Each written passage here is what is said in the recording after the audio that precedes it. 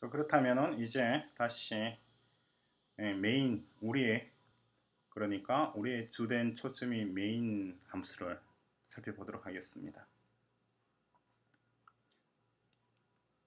먼저 내용을 끌고서 새로운 이름으로 저장을 합니다.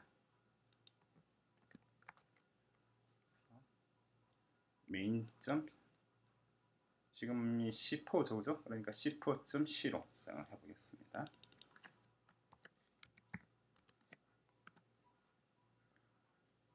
그러니까 이제 또다시 파일이 셋이 만들어졌습니다.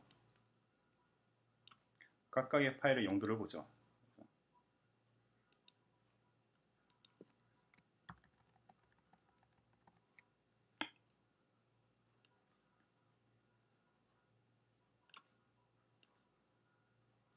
제일 먼저 한 것은 우리가 사용할 명사들과 동사들을 선언한 것.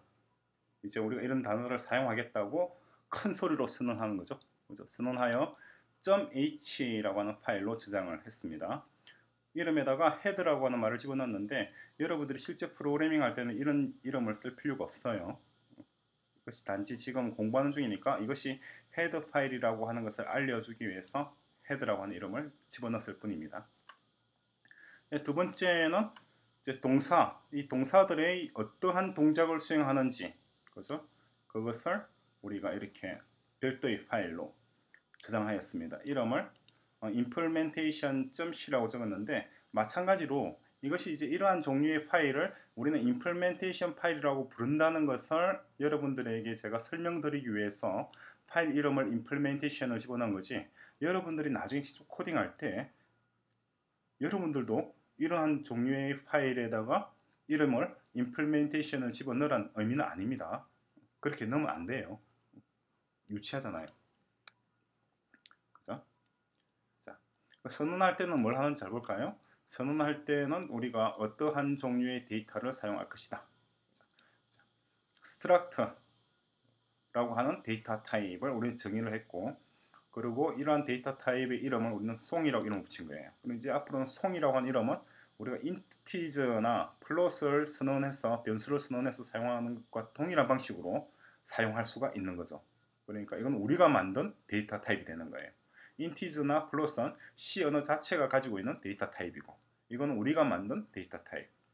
그리고 동사들을 선언합니다. 자, 동사들을 선언할 때는 동사 이름이 당연히 주어져야 되겠죠, 그죠? 동사 이름, 동사로 사용될 단어의 이름을 적고, 이 동사를 가동하기 위해서 필요한 원재료와 그리고 동작의 결과로 산출되는 결과물이라고 하는 두 종류의 두 가지 데이터 타입을 우리는 좌우로 선언을 해주게 됩니다. 그죠? 동사는 시간이죠. 시간은 공간을 좌측과 우측에 거느리는 형태가 되죠. 따라서 언제나 시간이 중심이 된다는 것. 그죠? 시간이 중심이 되고 공간은 시간을 보조하는 역할이 되는 거죠. 그게 자연의 이치라는 겁니다.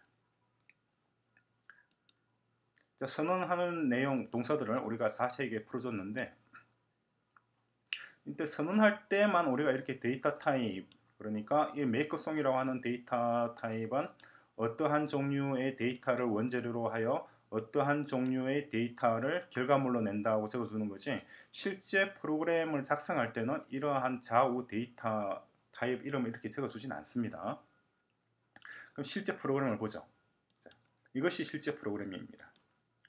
이것이 실제 프로그램이고, 우리는 이 프로그램을 작성하기 위해서 여기에 사용된 단어들, 그렇죠? 여기에 사용된 단어들이 보니까 first song이라고 하는 단어가 있는데, 이 단어는 뭐예요? 송이라고 하는 데이터 타입에 속하는 변수라는 거죠. 그죠?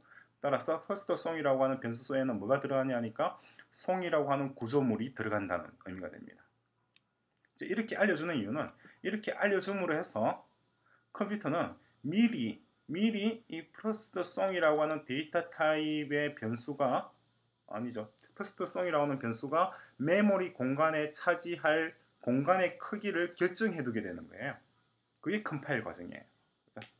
미리 우리가 사용할 변수들이 메모리에 차지할 공간들의 크기를 결정해 둠으로 해서 프로그램의 실행 속도가 빨라지고 제한된 자원들, CPU나 메모리 자원들을 아주 효과적으로, 효율적으로 사용할 수 있게 됩니다. 그리고 지금 명사가 보니까 first성이라고 하는 명사도 사용하고 second성, 그 다음에 third성이라고 하는 fourth성까지 있군요. 4개의 명사를 사용하고 있고, 그리고 동사는 하나, 둘, 셋, 그죠? 3번 사용하고 있네. 동사를 3번 사용하고 명사를 하나, 둘, 셋, 넷, 5번 사용하여 우리는 이러한 문장을 구성한 거예요. 그죠? 자, 문장을 해석을 해볼까요? 똑같아요. 영어 자연하고 똑같습니다. 자, first성이라고 하는 데이터 타입은 first성이라고 하는 변수는 성이라고 하는 데이터 타입에 속하며 여기에다가 뭘 집어넣으란 말이에요. make성이라고 하는 동사를 호출한 다음에 이 동사를 호출하면서 숫자 210과 2004를 원재료로 제공을 하란 말이죠. 제공을 하게 되면 make성이 뭔가를 리턴할 것이다. 생산한 결과물을 산출할 것이다. 그죠? 산출하면은 그 산출된 것을 여기에다 집어넣으라는 말이 되는 거예요. first성에다 집어넣어라. 그죠? 굳이 표현하자 그러면 어떻게 되나요? 표현하자면은 이 부분이 주어가 되는 거죠. 주어가 되고, 그리고 equal 표시가 동사, 그리고 make성에서 나오는 결과물이 보충화 되겠죠. 그죠? 주어, 동사, 보충화 되는데 성, first성은 명사가 되고, 그리고 equal은 the, be 동사죠. 지금 같은 경우는 비동사와 같습니다. be, 비동사. 이다. 그죠? 이다라고 하는 의미를 가지고 있는 비동사예요. 그리고 make성이라고 하는 함수 동사, 이건 동사 아니에요? 이렇게 질문할 수가 있는데 make성은 동사죠. 그래서 make성은 동사지만은 make성이 보충어를 가지게 되면은 그 결과물은 뭐가 된단 말이에요. 그 결과물은 명사가 되는 거예요. 따라서 이 부분은 엄밀히 따지면 종속절이 되는 거예요. 대절이죠, 그러니까. 그죠? 접속사가 없는 절이니까 뭐 비정형절 되겠군요. 굳이 얘기하면은 대절이라고보다는 인폼을 한 절. 자연한 시간에 문법을 공부를 우리가 정확히 했었죠, 그죠? 그때 공부한 내용을 상기를 한다 그러면은 이것이 정확하게 맞아 떨어진다는 것이 바로 느낌이 딱 올 거예요. 오겠죠, 그죠? 자, SVC 문장이고 C 자체가 종속절인 문장입니다. 이것이 종속절인 이유는 자세히 보면은 make성 그리고 210, 2004라고 하는 말이 있잖아요. 이거 자체가 뭐란 말이에요? 이거 자체가 절이란 말이잖아요. 어떤 절? 이것이 make성이 동사고, 그리고 가로 속에 있는 210과 2004가 이 동사의 보충어인 명사들이죠. 왜 명사예요? 데이터니까. 데이터니까 명사. 함수니까 동사가 되는 거죠. 그죠? 그런데 주어가 없죠. 주어가 없으니까 비정형절, 인포멀한 절이 되는 거죠. 그죠? 이 전체가 이러한 구조를 가지게 됩니다. 뭐 간단하게 이해를 할 수 있을 것 같은데 왜 왠지 좀 복잡하게 설명을 하는 것 같은 느낌도 들 수가 있을 텐데 그렇진 않아요. 이 복잡하게 설명드리는 게 아니고 여러분들이 쉽게 핵심을 간파할 수 있도록 말씀을 드리는 거예요. 모든 언어들은 그것이 자연 언어이든 인공 언어이든 그 구조는 동일합니다. 그 구조가 동일하다는 것을 여러분들이 이해를 하게 되면 어떤 하나의 언어, 그것이 영어든 일본어든 중국어든 혹은 C 언어든 C++이든 오브젝티브 C든 루비든 파이썬이든 자바든 하나의 언어만 정확히 이해를 하게 되면 나머지 언어들 PHP든 뭐든 자바스크립트든 자동으로 이해를 하게 되는 거죠. 별도로 뭐 머리 싸매고 공부할 필요 없이 단번에 다 알게 되는 거예요. 따라서 구조를 이해하는 것이 무엇보다도 중요합니다. 밑에 문장도 똑같겠죠, 그죠? 자, second성이라고 하는 데이터에다가 뭘 집어넣으란 말이에요. make성이라고 하는 함수를 호출하는데 호출한 때의 투입물, 인풋으로서 이러한 데이터를 제공해라. 그러면 그 결과물이 나올 것이다. 그 결과물은 당연히 명사겠죠. 그 명사를 세컨드성에 집어넣어라. S고 equal 기호는 비동사와 같다 그랬죠. 그죠?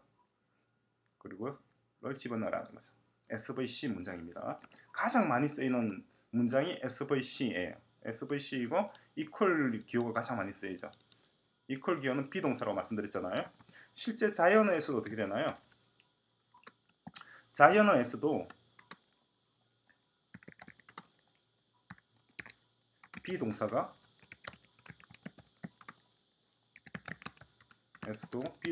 가장 많이 쓰이는 동사입니다. 동사가 가장 많이 쓰여요.